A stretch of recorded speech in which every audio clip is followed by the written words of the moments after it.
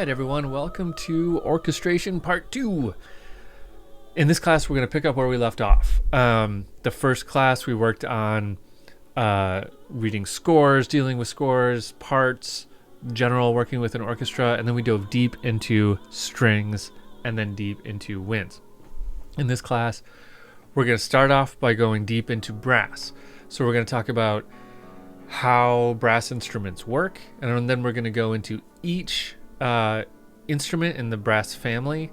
We're going to start with the horns, or the French horns, trumpets, trombones, tubas, and then we're going to work on special techniques of all of them, mutes, couple other weird things that they can do if you want them to.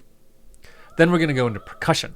We're going to talk about pitched and unpitched percussion, the weird case of the timpani, rolls, strokes, mallets, bowing.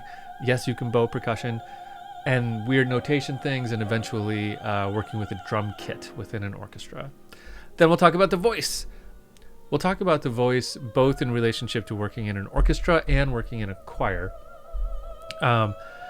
So notation, symbols, lyrics, breathing, and then we'll also talk about each individual instrument, so to speak.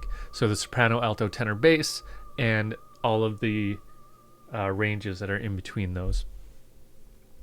And then the category of everything else. We're going to talk about guitars, other fretted instruments, the harp, which is very difficult to write for, the piano, the accordion, and some general thoughts on how kind of writing for anything works. So we're going to wrap up the instrumentation portion in this chunk. So we're going to get through all of the orchestra instruments plus a couple more.